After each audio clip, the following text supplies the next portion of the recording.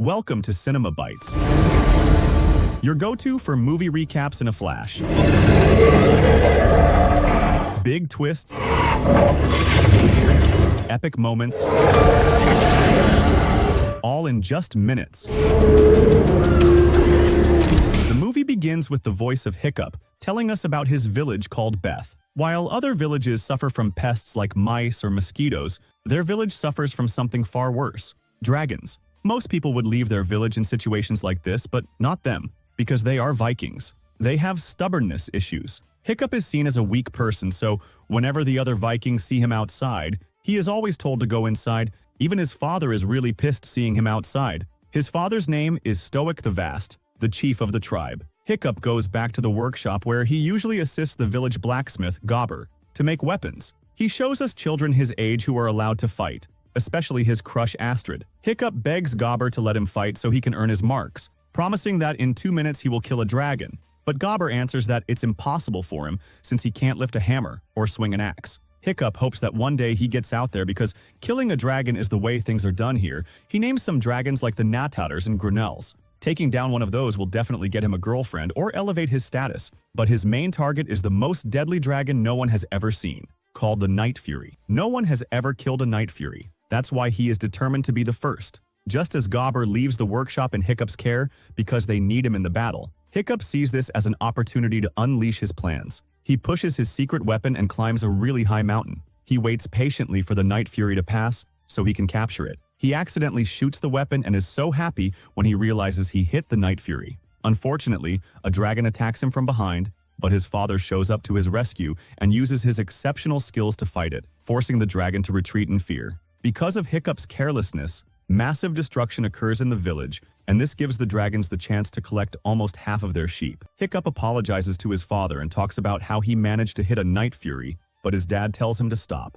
Every time he steps outside, disaster follows. Can he not see he has bigger problems? Winter is almost here and he has an entire village to feed. Hiccup tells his dad that he's also a Viking, so it's his duty to kill a dragon when he sees one. But his father replies that he has many things, but a dragon killer is not one of them. Just as Gobber takes him back home upon his father's orders, the other children mock and laugh at him. Gobber tells Hiccup to stop trying so hard to be something he's not, but Hiccup goes inside, so disappointed.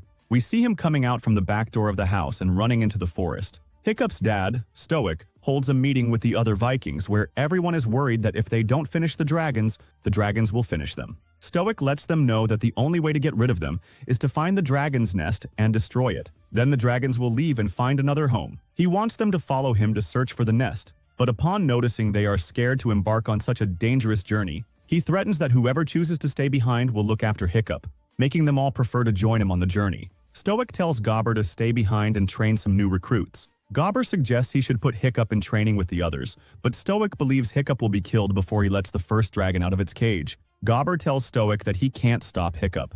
The only thing he can do is prepare him. He won't always be around to protect him. Hiccup, while exploring in the forest, sees a broken tree branch. He goes a bit further to find out what caused it, and he surprisingly sees the wounded Night Fury lying helplessly on the ground. He is so happy upon noticing his weapon is what tied down the dragon. He takes out a knife, convincing himself that he is going to kill the Night Fury and take it to his father, but he doesn't have the heart to take its life. He decides instead to use the knife to free the dragon, but after he does that, the Night Fury pounces on him in anger. Hiccup is really terrified, but the dragon steps back and flies away. Later that night, Hiccup tries to sneak back inside the house, but his father catches him. He tells Hiccup that he gets his wish. Tomorrow morning, he shall begin his training on how to kill dragons, but Hiccup now has a change of heart as he isn't interested in killing dragons anymore. But Stoic lets him know his decision is final. Hiccup must join training tomorrow while he embarks on a journey with the other Vikings to find the dragon nest. The next morning, the children are brought to the arena to begin their dragon training. Gobber will be the one training them. Gobber tells the children, including Hiccup, that behind the doors are just a few of the many species of dragons they will learn to fight. Gobber suddenly lets a dragon out of its cage as his lesson for them today is survival. Gobber tells them that if they get touched by the dragon flames, they will be eliminated. Almost all the children are eliminated apart from Hiccup and Astrid. The dragon attacks Hiccup, but Gobber saves him, reminding him that a dragon will always go for the kill. But Hiccup goes back to the forest, wondering why the Night Fury didn't go for the kill when it had the chance. He sees the Night Fury struggling to fly and draws it in his book, wondering why it doesn't fly. He then noticed the other part of its wings is wounded. Later that night, Gobber gives the children a dragon manual since they failed their first training, so they can learn everything they need to know about a dragon there. None of the children are interested to read the book, so Hiccup takes the book home to study it. He finds everything about how powerful each dragon is, but he doesn't find anything about a night fury. The next morning, the children begin another training class. Gobber tells them today's training is all about attack, because the dragon they are fighting now is a species called gnats, who are quick and light on their feet. This time, only Astrid managed to pass the training. She yells at Hiccup for not doing anything. Their parents' war is about to become theirs. He should figure out which side he's on. Later that afternoon, Hiccup enters the forest and boldly tries to give the Night Fury a fish. He throws all his weapons, making the dragon come close and eat the fish. Hiccup tries all ways to befriend the dragon, but the dragon keeps avoiding him. He gets bored and starts drawing on the floor, and this gets the Night Fury's attention. To his surprise, the Night Fury takes a stick and also joins him in drawing on the ground. It was a game the Night Fury wants him to play. Just after that, Hiccup stretches out his hand, closing his eyes, and to his disbelief, he finally touches the dragon, which he names Toothless. Hiccup immediately goes to the workshop to craft a wing for the Night Fury. He brings lots of fish for Toothless to keep it distracted while he fixes the artificial wing. When he manages to do that, the Night Fury flies him really high into the sky with him, so happy that his craft worked. The next day of training, Hiccup manages to send a poisonous dragon back to its cage, leaving the other children and Gobber so surprised. Another day of training, Hiccup manages to tame another dragon, making the children try and get close to him out of curiosity, apart from Astrid, who seems jealous and suspicious. Hiccup's dad, Stoic, returns back with his army so disappointed that their journey was in vain since they didn't find the dragon's nest. But Stoic's mood changes when he finds out that Hiccup is just like a celebrity in the town because he has this unbelievable way of taking down dragons. Meanwhile, we see Hiccup in the sky flying with Toothless. Their bond is much stronger than ever as he teaches the dragon how to fly with the artificial wing he placed on it. Stoic meets Hiccup concerning the great news he has been hearing about him. For the first time in his life, he's so proud as a father. He can't wait to witness Hiccup ripping out the guts of a dragon. Seeing his father is really misunderstanding his perspectives about dragons, Hiccup stylishly excuses himself. The village elder chooses Hiccup as the winner of the training over Astrid,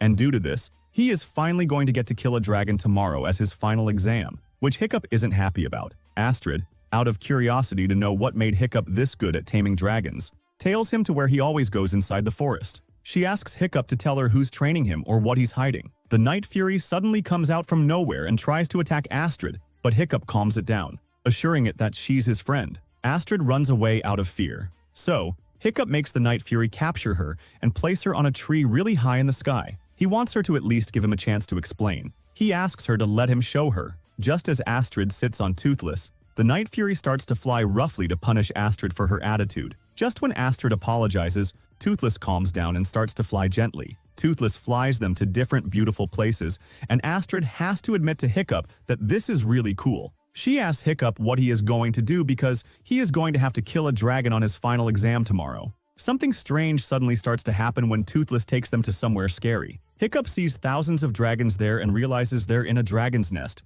a place where Hiccup's dad would give anything to find. He notices that the dragons are hauling their kills and threes, throwing them inside a pit. Just as he wonders why, a gigantic dragon head suddenly emerges out of it. Astrid tells Hiccup that what they saw is like a beehive. The dragons are the workers, and the big one they saw is their queen. It controls them. Hiccup tells Astrid not to tell his father about the dragon nest because that will put Toothless's life in danger. She should give him at least tomorrow to figure things out. The day of the exams is finally here, and we see the whole village around the arena chanting Hiccup's name. Just as they let one of the most dangerous dragons out of its cage, the whole crowd watches silently waiting for Hiccup to hit the dragon. But to their surprise, Hiccup drops his weapon and calms the dragon, explaining to everyone that they don't have to kill dragons. But an angry Stoic demands that the fight should be stopped, making the dragon violent from his yelling. Toothless senses Hiccup to be in danger and flies out of the forest. Just as the dragon pounces on Hiccup, Toothless shows up and attacks the dragon with his blue fire. All the Vikings immediately enter the arena upon seeing Toothless and attack him. They pin Toothless down when Hiccup begs Toothless not to be violent and locks it up. Hiccup tries to tell his dad that Toothless isn't dangerous. He was just protecting him. Stoic replies that they killed hundreds of them, but Hiccup tries to make him understand that the dragons were only defending themselves. The dragons raid them because they have to. If they don't bring enough food to the nest, they will be eaten themselves. Realizing that Hiccup has found the dragon's nest, Stoic sets out to find it and tells Hiccup that he is not a Viking and is not his son. Stoic and his army get their ships ready, and they also took Toothless with them to serve as navigator to where the dragon's nest is located. Meanwhile, Hiccup is really sad because he knows his father and the other Vikings are walking right to their death. Astrid asks him what he can do about it, and something really crazy suddenly gets to Hiccup's mind. He goes inside the cell where the dragons are locked up and teaches the children how to tame each dragon. On the other hand, Stoic and his army finally found the dragon nest. They ready their traps and weapons and plan their strategy to attack. When Stoic and the Vikings attack the nest, they notice the dragons aren't attacking them, but all running away. They all cheer up, believing they have won the war against the dragons. Only Stoic knew this isn't over, and orders the Vikings to form their ranks. The gigantic dragon suddenly comes out from the cave. This dragon is the most massive dragon the Vikings have ever seen. The Vikings are forced to retreat, but Gobber and Stoic decide to stay to serve as a distraction to give the others enough time to escape. When the gigantic dragon tries to kill them, Hiccup and his friends show up with their tamed dragons to fight it. The ship where Toothless is tied up is destroyed, making him drown, but Hiccup is able to dive into the ocean in time and saves Toothless. Before Hiccup rides Toothless, Stoic calls him and tells him how sorry he is for everything. Hiccup lures the giant dragon away while the villagers watch and cheer for him. He takes the giant dragon really high in the sky and lands an attack using Toothless's blue fire, and this makes the dragon fall to the ground, causing a massive explosion. Stoic and the Vikings are sad thinking Hiccup is dead, but Toothless reveals he is alive, making them cheer up. Hiccup wakes up at home and is really shocked to see the entire Vikings now bonding with dragons, and Astrid kisses him. And that was how the movie ended. Bye. If you enjoyed the video, don't forget to subscribe to the channel and hit the notification bell to get more new videos.